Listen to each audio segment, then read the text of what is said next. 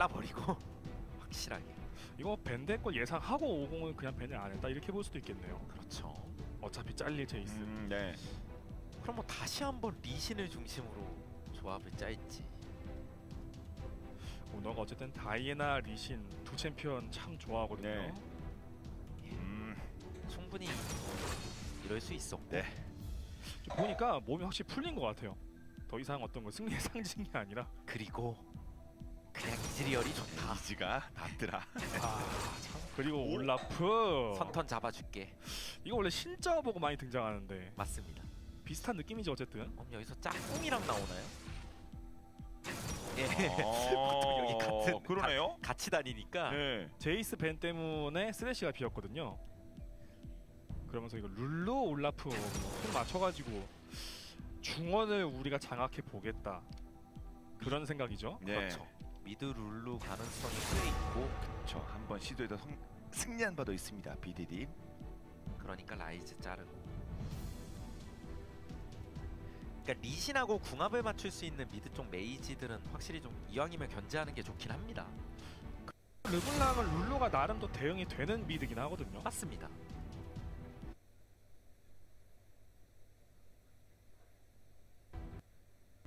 그렇다면은 신드라 이런 쪽. The weird and wacky ones, the Jarvan comes to mind, or when he plays on Hurricane supports, we saw the importance that Gen Z was also putting on securing in the Leona the last time around. And there is still the chance that this is a support Lulu. But it seems less likely, especially with these two bans coming out. And well, not the final ban will be here. It will be the Lucian, who has more and more consistently made it through the initial rotation, and this would make perfect sense. I think into the support matchup, provides a lot of disengage, has great roaming potential, provides some wave clear as well. Although there are some flexes, but we're getting in really weird territory where you'd have to play the good old Gragas top, which we haven't seen in forever. We played Gragas jungle and Olaf top, which I don't feel like we're gonna go that deep. It's weird territory. It's weird. I don't think it'll happen. Maybe if they got like a really unfortunate matchup that they absolutely did not want to play on the side of T1, and then maybe you flex, like a force flex, but I don't think it's going to happen. The Orianna comes out, the Lucian ban makes that even better. As, you know, just for safeties, in case that Lulu does get flexed as well. I'm happy about this. I feel like the Gnar pick would make a lot of sense here if you're T1, but then that also feels like a bait, right? Even with the Aurelia banned, I'm pretty sure Gen G have an answer ready for that, and the cannon is kind of out of the left field and makes the T1 composition incredibly well balanced. The only thing that you really lack is a front line, but you have an insane amount of team fighting power. Now this pick. I saw, so here we go. Wukong is coming. And you know, it's really interesting because I think we've only seen this pick really into the Jace. Yeah.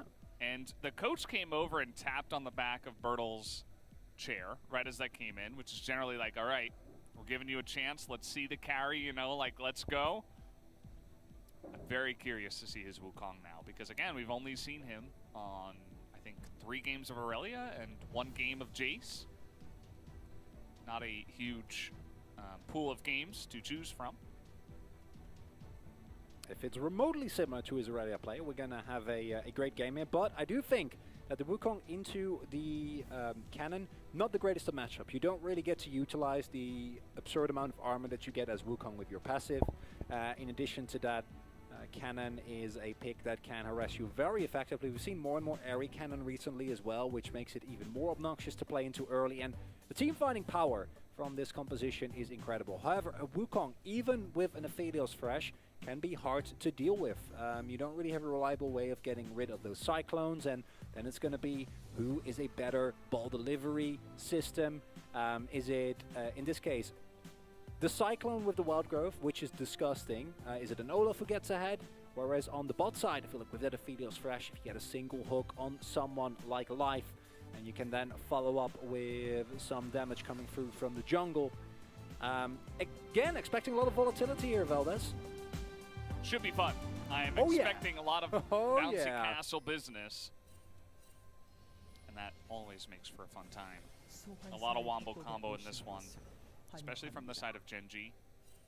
Obviously, Orianna Ultimate can kind of do it by herself, but There's so many like potential wombo combos that you can think about, like explosive cask into Cyclone, or Clid running into the enemy backline, getting Wild Growth, and then the Cyclone. Or if you're T1, it's slicing Maelstrom coming out of nowhere. Owner diving in really deep with a resonating strike after he has the Faker bow on him into a mid-air shockwave. Like all these things are a possibility, and that's really exciting going into this game as Ruler starting with tier, so going to give up a little bit of early game trading power in favor of hitting an earlier spike on that Muramana, and incredibly high win rate this split for the Olaf, which makes sense because we don't see a lot of him.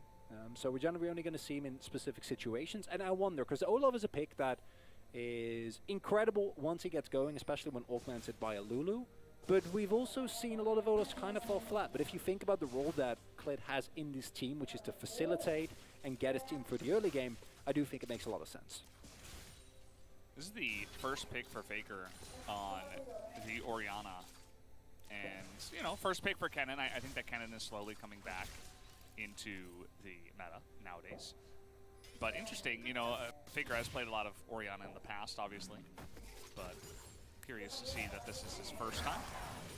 Bertle first pick on Wukong, no surprise there. As you pointed out, has not shown a lot of champion diversity, should also get decently bullied in the early game here, but feel like that becomes a stalemate kind of matchup once both players have reached level 6, where if you can try and kind of bait out the Slicing Maelstrom, you'll be fine. You have 2 Cyclones and your setup is great, but then do you really want to go into a cannon with Slicing Maelstrom? Probably not, as the hook it's dodged. No fear whatsoever. 81 life, nowhere to up against, and I do like me some early game bot lane plays. Yeah, I mean, it's body slam for life at level 1. So Yes. kind of the way that's going. Bertle up here.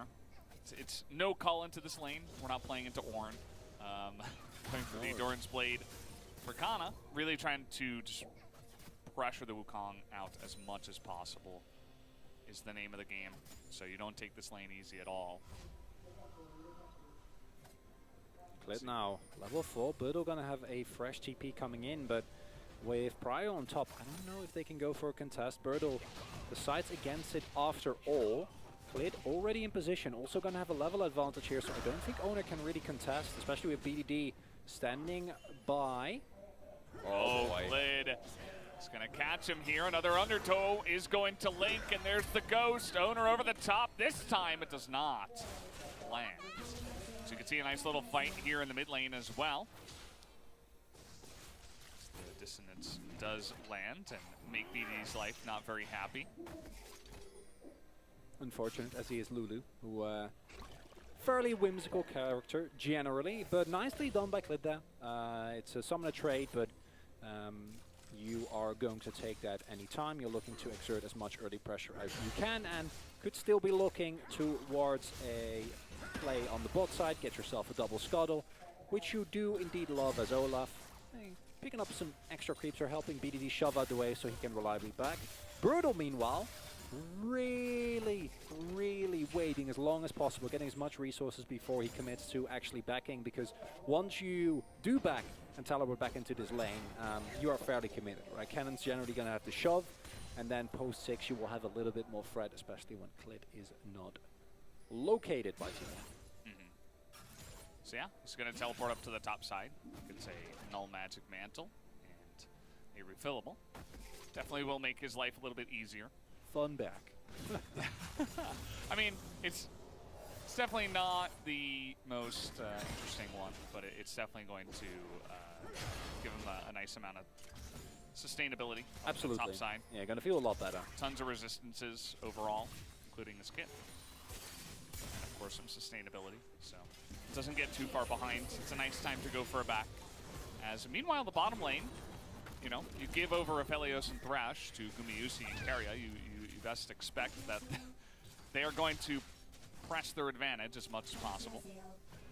So pretty much, as you say exactly, you know that is happening. Faker doesn't want to commit to the cheeky cancel. Understandably, if you walk up there, you don't really have vision, and you do get glitter lanced into an Olaf that runs on top of you, you're going to have to use your flash. You want to do that, it'll make you very, very sad. Oh, here we go. Level 6 hit by Kana. But at the end of the day, it's mostly just going to clear out the wave. Obviously, not very fun for Bertle, but Clit has kind of just been playing janitor duty. Comes into the lanes that are not doing very well, and he just helps push back the wave. Ooh, 3 people. But both have been spotted, as Owner gonna clear out that ward. And yeah, Clit is doing exactly what we mentioned earlier, that he also does often on the volley, right, which is just, he's bodyguarding his lanes. However, one of the benefits of the Olaf is, of course, that his clear speed is incredible, and that means that in this scenario, he's able to promptly build himself up a sizable CS lead. Life roaming on the Gragas, but not actually finding that much. And Bertle should slowly get into a position where he can stabilize. Slowly. Slowly. Not a fake. He'll Goes get for there. threatening trades. I think Yeah. it's okay. If you get Kana low, you have ult advantage for, I'd say, another minute. So maybe you can try and get as much out of that as you'd possibly like. As Carrier just says hello. Life is like, okay, if Carrier's going back to his lane, I will too. That's fine. Don't mind that at all. Seems like there were a couple of pings, maybe from actually Gen G on that brush. Maybe assuming that Kana had vision there. There was not a ward. Perhaps it had just expired as we're trying to get on top of Faker. This is that play that comes through as Faker will just phaser us his way out of danger. Nice thing about that trade, though, is that Clit could now possibly look for some aggressive posturing towards either bot side or Drake, but with a lack of vision as well as a complete lack of priority for Ruler, who has been left in that lane by his lonesome, by his support, is somewhat of a risk. Hook not going to find anyone there from Carrier. Life able to thank a minion for that. And because Clit is being tracked, it is kind of hard for him to get more done than just take care of his lanes. And the one downside of this composition is that while Gen G's mid game is incredible and they can still very much use that spike, it is relying on them fighting, right? Like once you hit your ultimate, BDD gets a first item, you finish your Gore Drinker, Bertle gets an item and has his ultimate available. That's when you want to go. That's when you want to try and build your leads as much as possible. Because if you go into mid to late game and even footing, it's really, really hard to kind of get back. And T1 recognizes that and picks himself up a free dragon here. Sneaky play there from Ona. Yep. Sneaks on down. His bottom lane has been T1 territory for the entirety of the game, so Yeah, makes that It's not a easy. shocker. Yeah. I think Gen G knew what they were getting themselves into. Or at least that's what I would like to imagine. Bertle says, okay, I guess I'm going to become the jungler and start up this Rift Herald.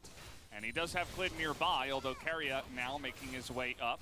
We're actually looking to control vision and maybe fight here. Big undertow is going to hit Owner as he's just running through, and there is that combo. As he will have to flash away just like that. One gigantic, scary Olaf. Wow, that's the decisiveness that you need to showcase as Gen G. However, Guma is also roaming up, and that might be enough of an advantage. Also, no prio available, and you did use 2 ultimates there. And as Gen G giving up this Rift Herald is a really rough look. Ruler also making his way up, and everyone is rotating. I don't know who's actually going to end up going for it, because it feels like the team that responds might have a great possible angle when everyone is grouped up. We do see Life moving closer. The ball is there. There's just way too many ultimates available for T1, though. You got the Moonlight Vigil, you have Shockwave, you have I know. the Slicing Maelstrom. Even Kana's got a nice little angle here. The box comes down, like... The flash. And here we go, we're jumping in. The Cyclone, the kick will deny it, and a huge Slicing Maelstrom into Shockwave combo. Who could have seen this coming? Well, we were just talking about it. They press all their buttons, and the flank does come in a huge manner. The only thing for Gen G is that they did pick up that Rift Herald. And you get the Herald, but what does it cost you? Basically everything, as that kick from Owner was just beautiful. I love the call from Gen G in terms of how much they commit. Brutal flashing over that wall outside of vision and then finding an angle. But if Dragon Rage is available, it doesn't work. If there is a flank for Kana and he can just go in, flash into your backline with a slicing maelstrom, and Faker has the shockwave as well, you've invested 2 ultimates into not actually killing someone, and you haven't made use of the time that provides you, yeah, you're not going to win the fight. And now it is a 3k gold lead. I don't know if... Yeah, he's fine. It's a Lulu. And now it is a Drake advantage, a 3k gold lead, and I don't think this Gen G composition is going to have a good time. They can still win fights, but just look at this, because they know Birdo is going to be in the general vicinity. It's just, this kick immediately means that Guma and Carriot don't, or Guma and Owner rather don't get hit at all, and then this, yeah. It's just, I mean, you're tracking ultimates. They Yes. have 5 ultimates. 야 뒤에 걸어볼게. 야 뒤에 걸어볼게. Yep. 나이스. 야 올라봐. 야 도는 거 어땠어? 개지렸다 그냥. How to do like my rotation, basically. And I mean, he deserves to say, how do you like that? Because the other thing about this is that we saw that Bertle was kind of shadowing him up on the top side, saying, knew. okay, yeah, Kana's coming around the back, but let me get in there first. So the second that the engage doesn't work, it's like, oh crap, Cannon's behind us. Yeah, it's done. So you know that the kick is available, yet you still commit to it. We've seen this a lot in the LCK where teams are just like, okay, it's first Rift Herald, we can't give this up, it's too valuable, we have to fight. And it was just, I just don't think that was the time for Gen G to go for the fight, and T1 executed it very nicely. As you mentioned, the kick was huge. Faker does have his flash, but it's going to be rough to get away from this one. Thankfully, Carrier is in position. Yet another reason why you don't like to give this pick over, although he will have to flash now. Oh, BDD? Nope. As okay. Meanwhile, trying to get in here, he's got some help, and Owner's like, buddy, yeah, not going in on that one, especially with the teleport. Sakana gets in there, denied by Bertle.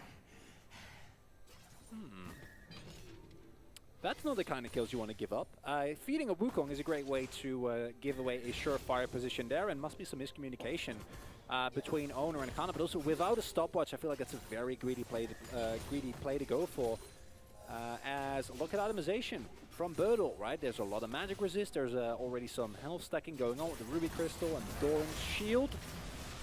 Right, really trying to put that pressure down, and the Moonlight Vigil might just be enough. The exhaust is so crucial for keeping him alive. As meanwhile, Bertle might just die here. One auto, and down he goes.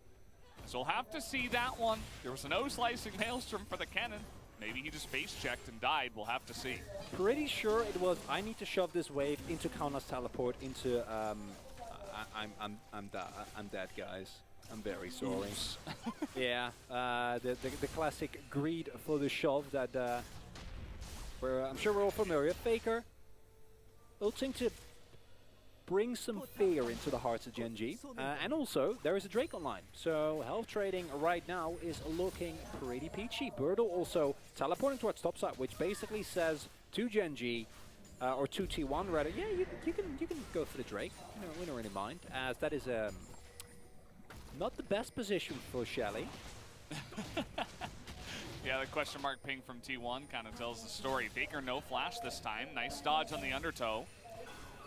But once he dodges that undertow, even with the wild growth and the Ragnarok, they're still not going to commit, with T1 having a lot of control over the river and the Dragon Pit.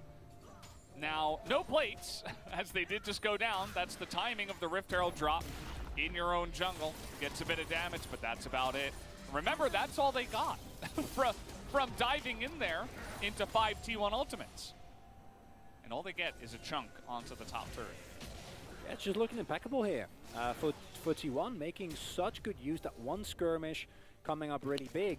And now, as T1, I think you need to just play for safety. Make sure that you don't get caught out. The play that Kana made on top side, it's high risk and the reward is negligible. You don't need to make plays like that to get out in this game, because you already have a 4k gold lead. You have an amazing teamfight composition. You're going to be able to pick up first turret blood right here. Even further widening your gold lead. And unless Gen G find a miracle engage, Olaf can come up absolutely huge with a Lulu ultimate, or Ruler somehow gets a couple of kills in him.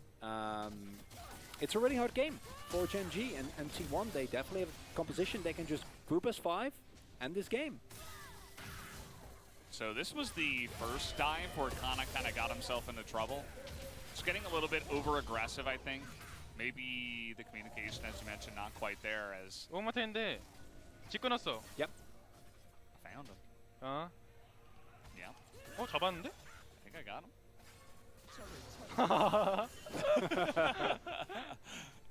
Yep. Feels good. Got it done. That's it's pretty annoying to get away from the little Pikachu cannon, of course. And wow, Gumi actually able to land that one. Looking for the fights, but here comes everybody from Gen G except Bertle.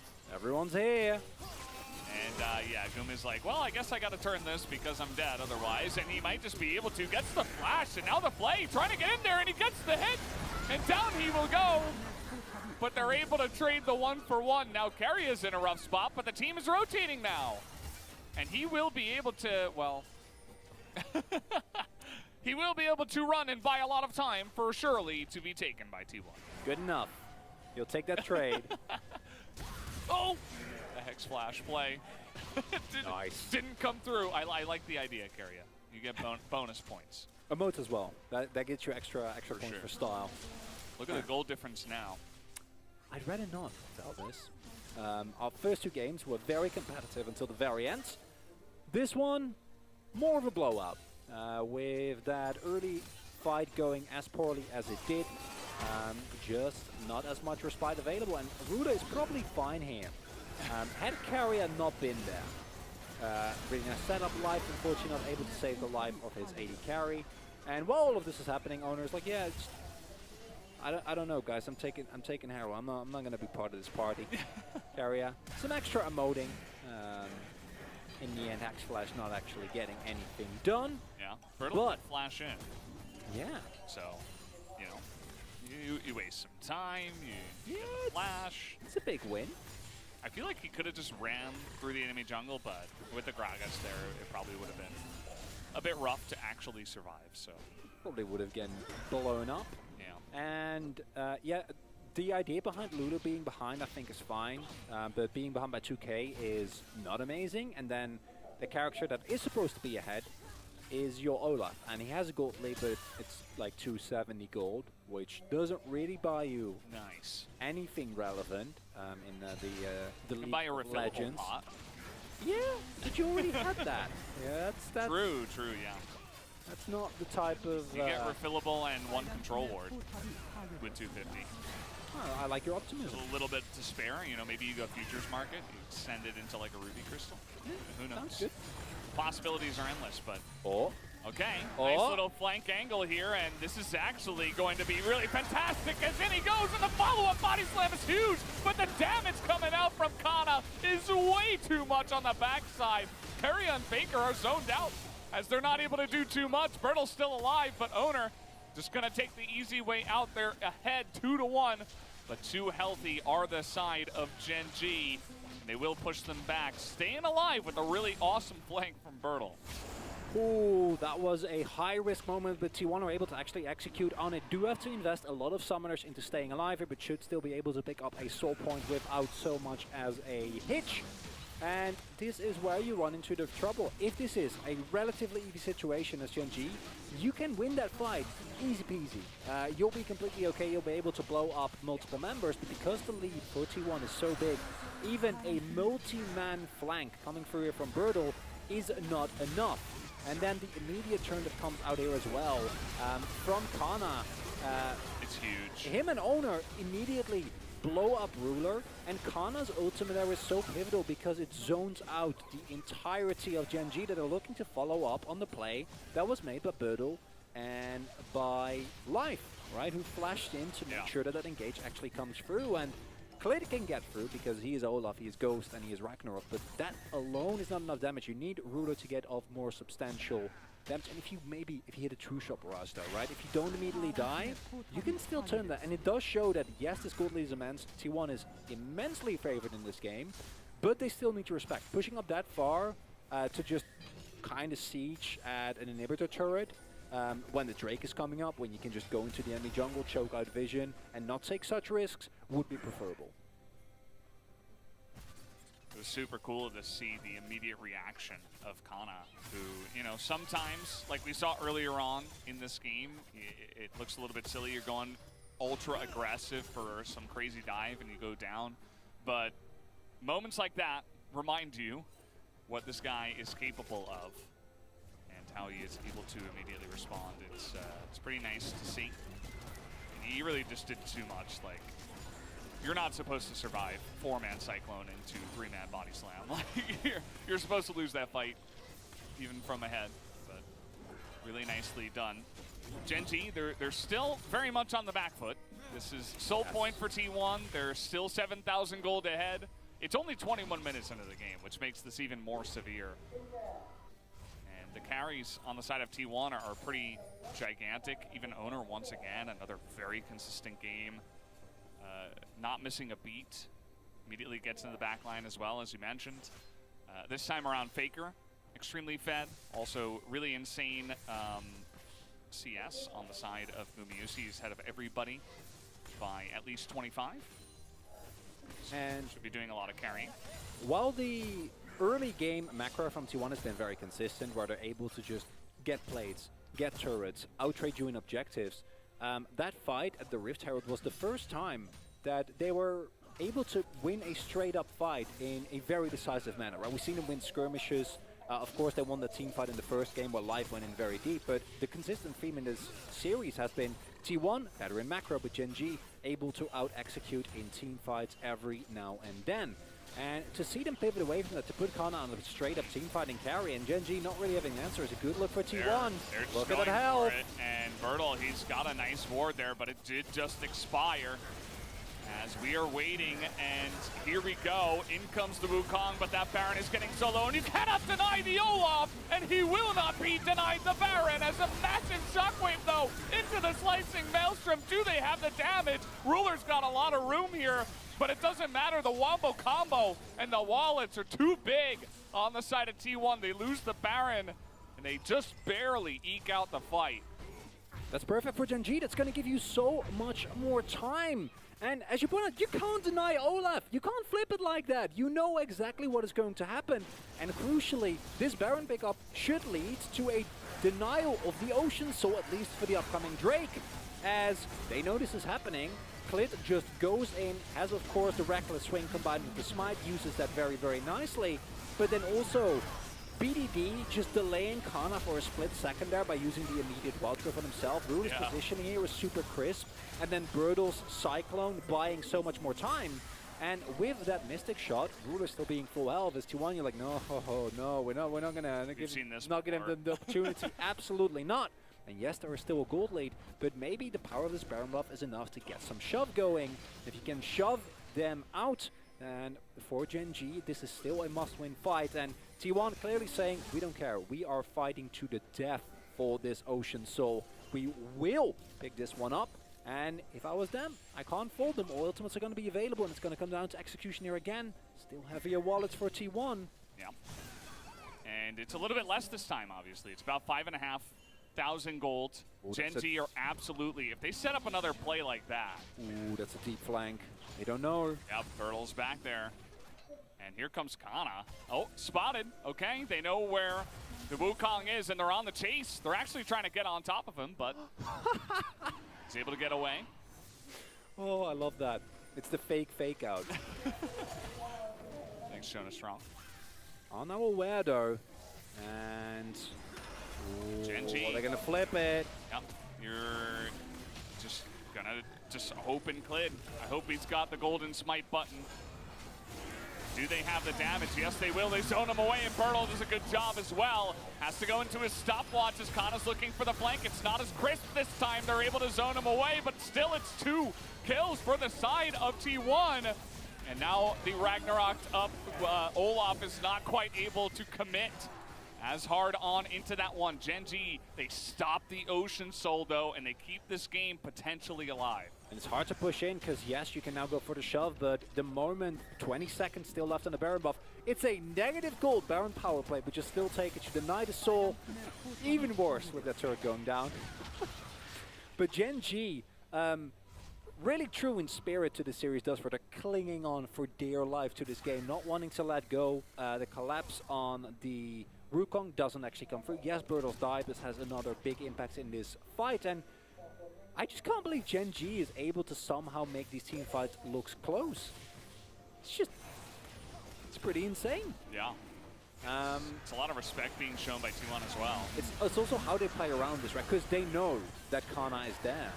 And then Ruda going in for an aggressive E, still to be fine. If that shield doesn't come through for Kana, then maybe Clit gets a kill there, and then they might be looking into a turn, but now can't really afford that. And it is, again, the back and forth. These two huge zoning ultimates between the Slicing Maelstrom and between the Cyclone are really dictating the pace of these huge fights, right? Where either team needs to 100% play around, because yes, the shockwave is really big, but those at least you can kind of mitigate. You can see them, you can try and play around the ball, you can flash them as well. Whereas for Cyclone and Slicing Maelstrom, that's, once they're on top of you, yeah, it's donezo.